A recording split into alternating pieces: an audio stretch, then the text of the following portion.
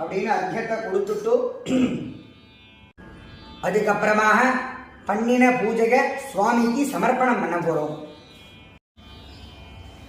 புஷ்பத்தையும் அக்ஷதையும் கையில் எடுத்துக்க வேண்டியது. காயேன வாசா மனசா இந்திரியைர்வா புத்யா ஆத்மனாவா பிரகிருதே ஸ்வபாவாத் கரோமி யத்யத் சகலம் பரஸ்மை நாராயணாயேதி சமர்ப்பயாமி சாம்ப சிவாயேதி समर्पयामि अरुणाचलेश्वराय इति समर्पयामि. சுவாமிக்கு அர்ப்பணம் பண்ணிட்டு அதுக்கு அடுத்தபடியாக